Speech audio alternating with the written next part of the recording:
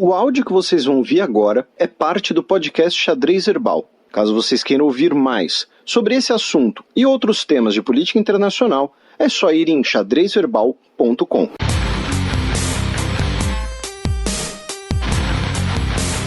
Giro de notícias.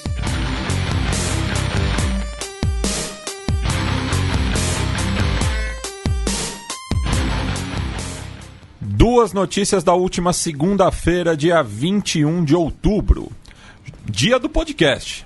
Jornais australianos censuram suas capas em protesto por liberdade de imprensa. Isso, alguns dos principais jornais australianos cobriram os textos da primeira página com tarjas pretas, carimbos de top secret e acusações contra o governo, porque nós tivemos operações policiais de busca e apreensão na sede do canal ABC e na residência de uma jornalista da News Corp, que ambos divulgaram informações que causaram ali constrangimentos no governo australiano. Nossos ouvintes que residem na Austrália, né, certamente sabem que a Austrália nos últimos meses, é uma coisa que a gente tem que aprofundar um pouco num programa futuro. Recentemente a gente falou de eleições na Austrália. Aliás, quero mandar um abraço para o Fernando Vives, né, que participou daquela edição, residente na Austrália, e falou que por conta da participação ele conheceu vários ouvintes nos bares australianos, então rendeu aí uns goró. Isso aí, então é o Xadrez Herbal criando comunidades em Uberlândia, na Austrália, em todos os outros lugares. A gente estava até comentando aqui em off, né, locais exóticos dos nossos ouvintes. Nós temos uma comunidade siberiana de ouvintes, tá? Eu quero ver peitar isso. Só para deixar claro, a News Corp, ela tem sim a ver com o Robert Murdoch, tá? O Rupert Murdoch, tá? É a mesma, tá? Eu fui aqui procurar no Google só para ver se não estava falando bobagem. E no caso, né, a Austrália tem passado por uma crise política, uma crise ali da reputação de diversas lideranças políticas, o Scott Morrison, problemas com a questão dos refugiados que ficam basicamente aprisionados em ilhas próximas. E aí, por conta dessa operação policial, alguns dos principais veículos de imprensa no país se solidarizaram e realizaram esse protesto.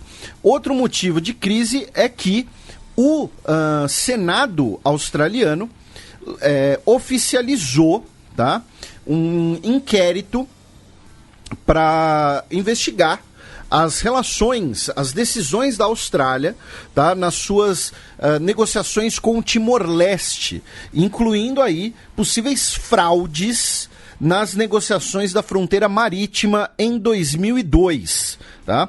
Segundo o relatório do Senado australiano, a Austrália deveria devolver, o termo usado foi devolver, não é pagar, não é indenização, é devolver 5 bilhões de dólares, tá, ao Timor-Leste por conta dessas fraudes, e o assunto deveria ser alvo de uma Royal Commission, né? Uma Royal Commission, no caso do Reino Unido, da Austrália, seria mais ou menos, tá? Mais ou menos, é uma analogia, pelo amor de Deus, o que a gente chama de CPI. Tá? No caso do Royal Commission vem do executivo, né? A CPI é do legislativo no nosso cenário, no nosso ordenamento jurídico.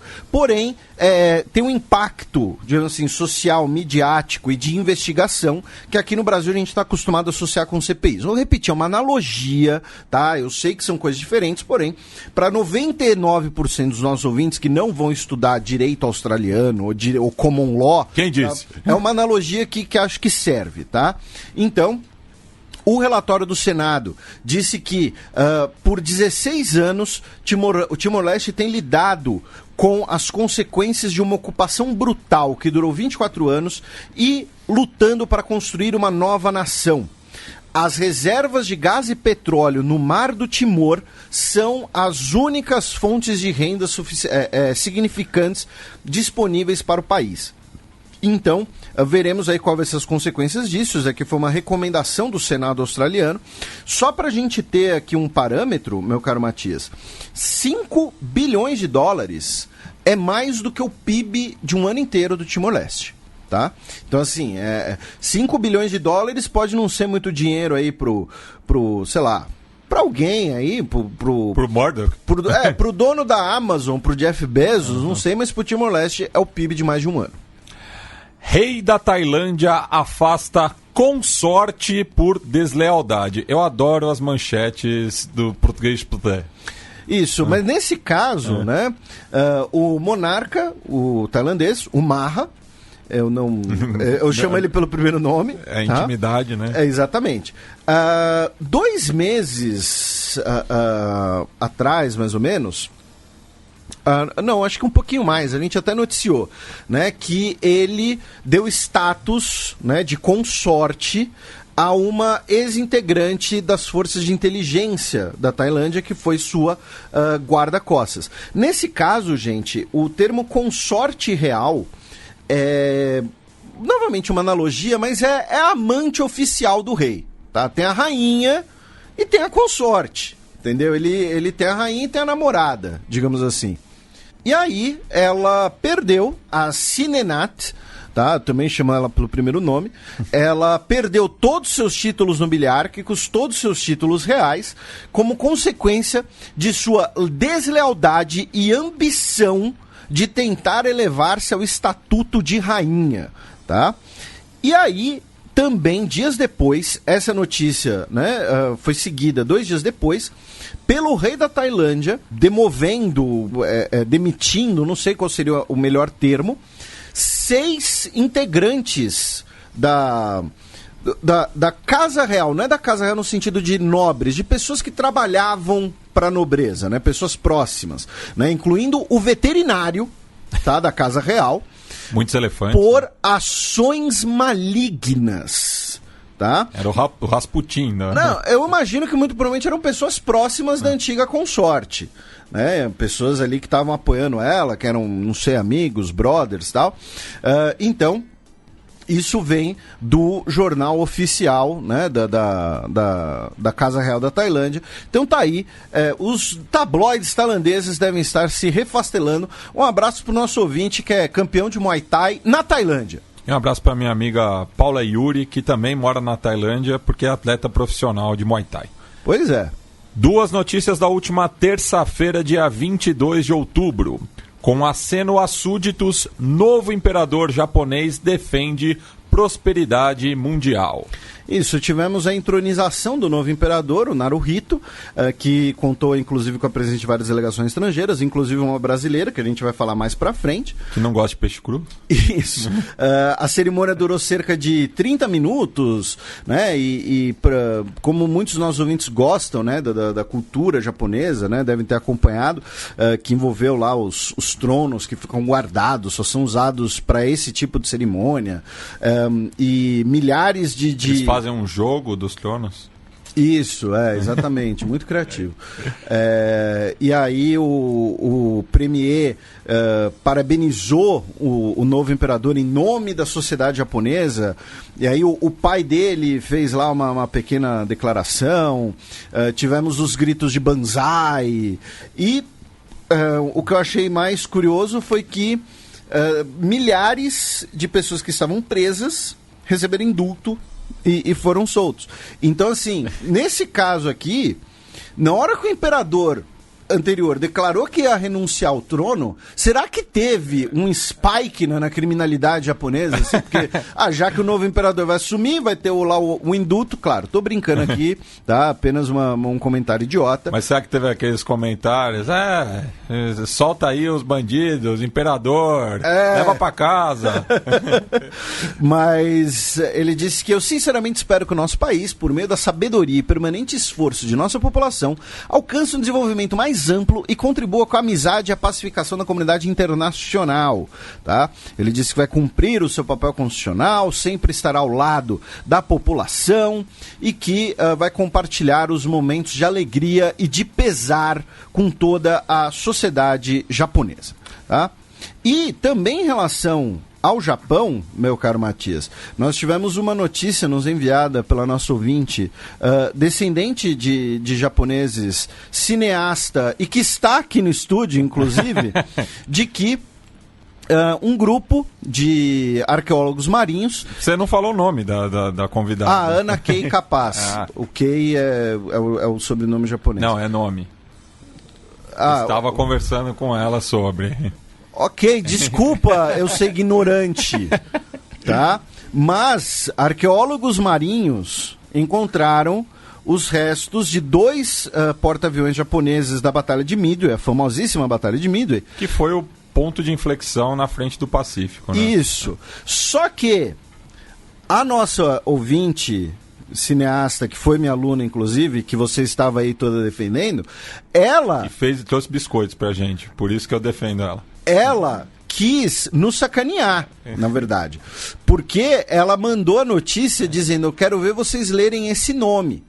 Porque os destroços foram encontrados a cerca de 5.490 metros de profundidade, ou seja, uma profundidade grande pra caramba, na área de preservação marítima de Papahanaumokuakea. Tá? Papahanaumokuakea. Fala 3 vezes. Consegui falar. Então, tá aí. Ela, na verdade, ela quis jogar essa bola na fogueira pra gente. Mas você matou no peito e saiu jogando. Exatamente. Então, tá aí. E falando em jogar no peito e sair jogando, né? Teve um barulho aí nas internet por conta do jogo alternativo, né? Que teve espaço no Rochadale, aqui em Osasco, entre a seleção sub-17 do Tajiquistão contra o Audax Osasco, né? E um membro da comissão técnica da seleção Tajik é o Musashi Mizushima. Que para quem não conhece é quem inspirou o Oliver dos Super Campeões, porque ele começou a carreira dele jogando no São Paulo, nas categorias de base do São Paulo. Você conseguiu pegar o negócio mais alternativo do mundo e transformar num negócio mais alternativo e nerd do mundo, tá? Inclusive, a gente tem um podcast aí que tem uns 2 anos já, em que a gente fala de política e futebol, relação entre as duas coisas, tá? Já tem uns 2 anos e pouco aí esse podcast, tá? Chama Fronteiras Invisíveis do Futebol, um programa de história também. Se vocês nunca ouviram falar, então... eu acho que a gente mal comenta ele. Não, fica a divulgação e fica aí também, né? Porque, assim... nós tem, ele faz tempo. Maldade sua, viu? Eu não. Não, mas assim, cada um é inspirado, né? Tem sempre as inspirações. Por exemplo, uma coisa que a gente sempre comenta no programa, que uma coisa que foi muito inspiradora pra gente nesse sentido, foi aquela série do Lúcio de Castro, na ESPN, o futebol nos tempos do Condor. Tem isso. Né? Então, assim, já diria Chacrinha que tudo se inspira. Um abraço pro Bruno Rodrigues, viu? Que é um dos idealizadores, meu companheiro de impedimento, viu? Sucesso pra empreitada aí do Bola de Chumbo. Bola de Chumbo, que é um podcast que vai ser sobre esse assunto e nós estamos fazendo comentários maldosos. Você. Dizendo que eles não... Não, você também. Não. Eu entrego. Não vem pra cima de mim, não.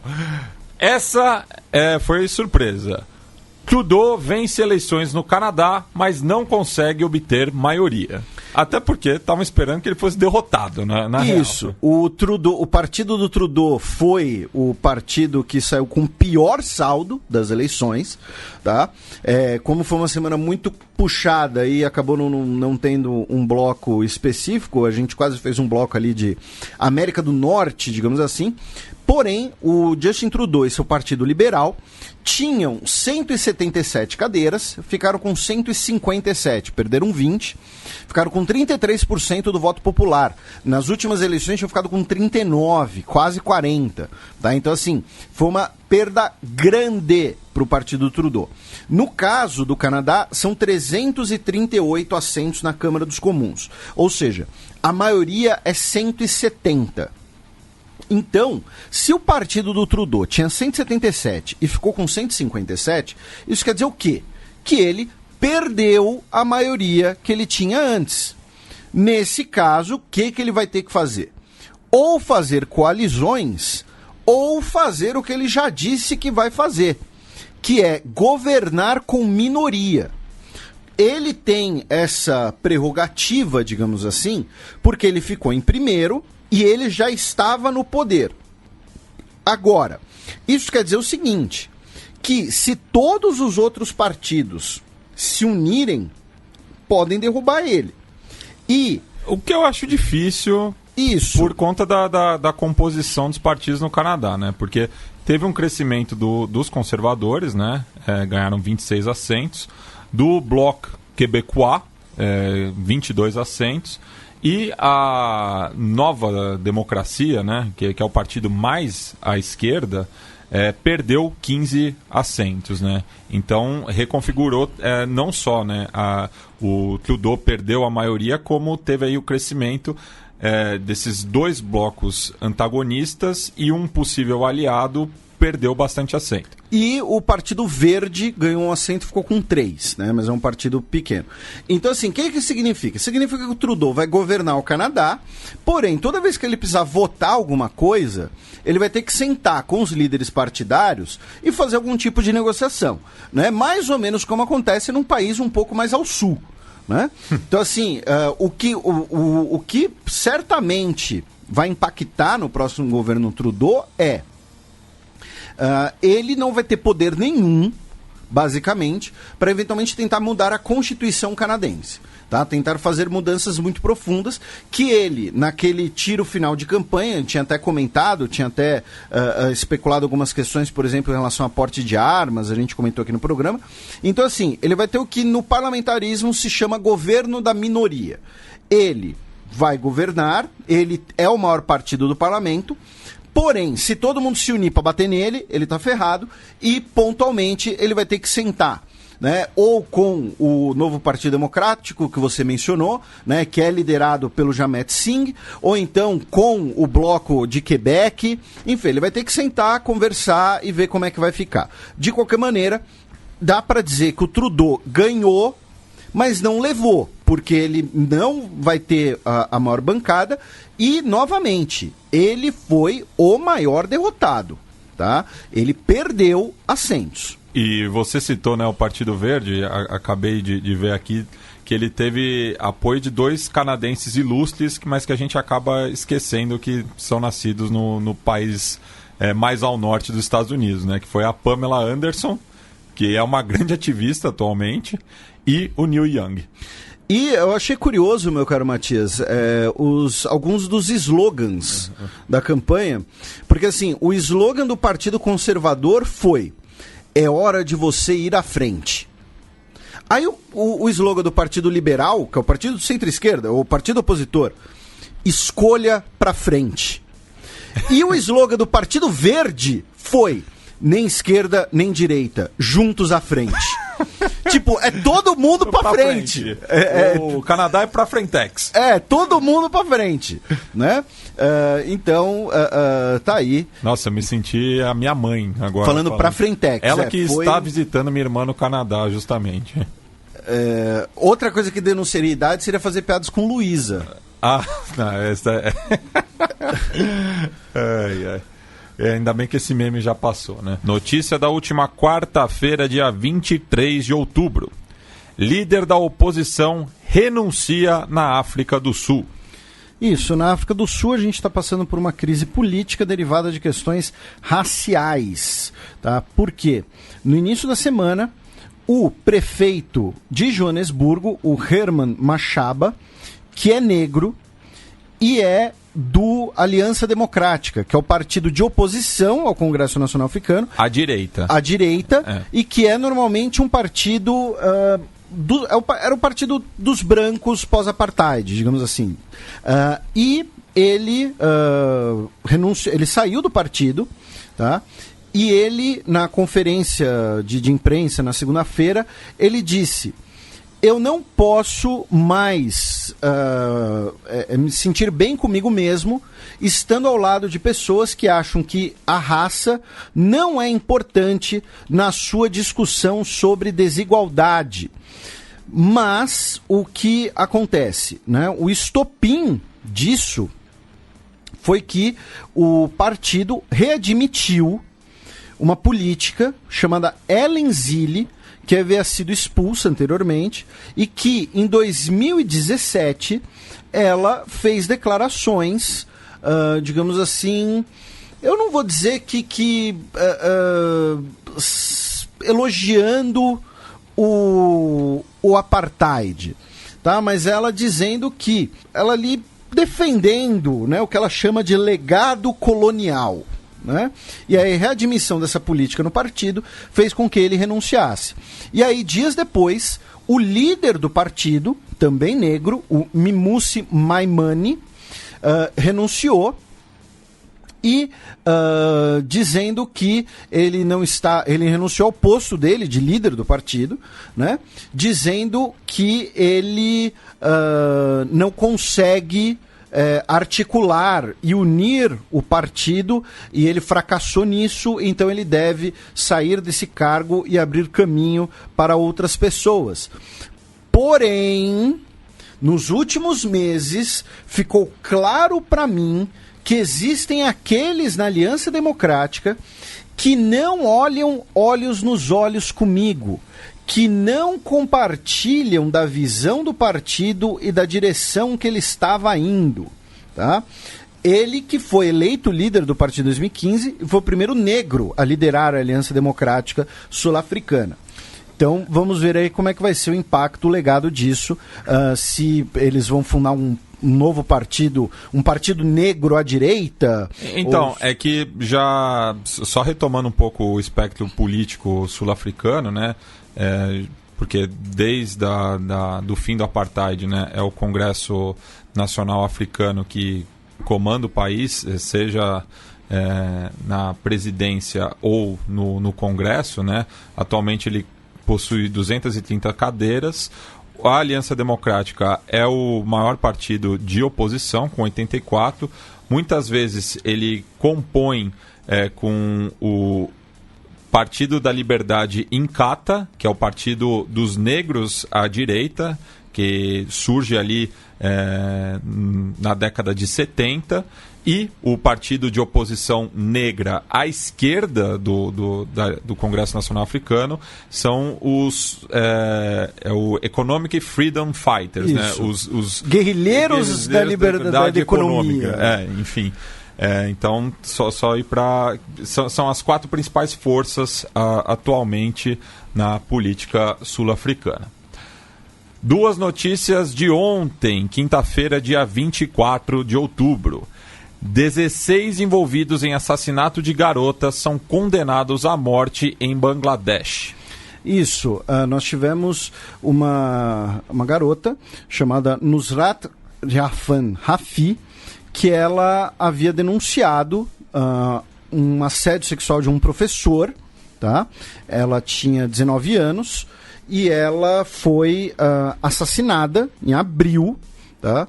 E 16 envolvidos foram condenados à morte pelo crime. Desses 16, todos eram envolvidos com a escola, de alguma maneira. 12 confessaram, tá? E incluindo aí professores, administração e alunos, tá? O assassinato foi extremamente brutal, tá? E, porém, as sentenças ainda vão para a Corte Superior do país e, ou seja, ainda vai ter a apelação, recurso, ainda teremos uma discussão. Inclusive, muita gente dizendo que a Corte, né, a Corte da primeira instância deu essa pena, tida como extremamente rígida, justamente pelo impacto midiático e pelo ultraje popular, né, que gerou, justo como eu disse, né, foi um assassinato extremamente violento e foi na base do, olha, se você não retirar as denúncias, a gente vai te matar, e ela não retirou as denúncias. Governo Trump abre inquérito criminal sobre origem de investigação da interferência russa. Isso, o nosso querido Gustavo Rebelo disse que, né, isso daí é meio que um all-in do governo Trump. Por quê? Se é pra cair, cai atirando, né? Mas é quase isso, que é o seguinte, é um processo criminal movido pelo secretário de Justiça, William Barr, tá? Que vai apurar, olha só, ele vai investigar a investigação. Lembram da investigação do Robert Mueller, relatório Mueller e tudo mais? Então, o secretário de Justiça vai investigar a origem das investigações, as eventuais irregularidades nos inquéritos. Por que eu disse que é um all-in? Porque, assim, se conseguirem provar que ele ou o governo Trump estão usando essa investigação para tentar coerção de testemunhas, para interferir na polícia, no judiciário, aí é assim, é a arma, é a smoking gun, é o batom na cueca do impeachment. Ao mesmo tempo, eles esperam, com essa investigação, mostrar que, na verdade, se trata de uma conspiração democrata, que se trata de uma maneira de uma tentativa de minar, né, o governo Donald Trump. Tá? Então, vai ser, como eu disse, um all-in. A semana que politicamente foi bastante cheia, né, nos Estados Unidos em relação ao impeachment. Por quê? Nós tivemos, enquanto uma autoridade do Departamento da Defesa testemunhava sobre o impeachment, dezenas de parlamentares republicanos invadiram a sala, tá, para protestar contra o depoimento a portas fechadas, tá, aberto apenas a integrantes do comitê que coordena o inquérito. Porém, é bom lembrar que os integrantes desse comitê são bipartidários. Tá? Então não era assim portas fechadas só para democratas, era para integrantes do comitê. Então rolou esse protesto, essa invasão ali do depoimento. O Trump anunciou que a reunião do G7 não vai ser mais no seu resort de Golfo da Flórida, dizendo que ele sofreu acusações injustas de se beneficiar disso, porque na verdade a medida estava fazendo algo muito bom para o país, que reduziria os custos, porque ele não receberia nada. Tá, mas ele receberia, claro, né, retorno da imagem e tudo mais. Enfim, né, discussão sobre isso.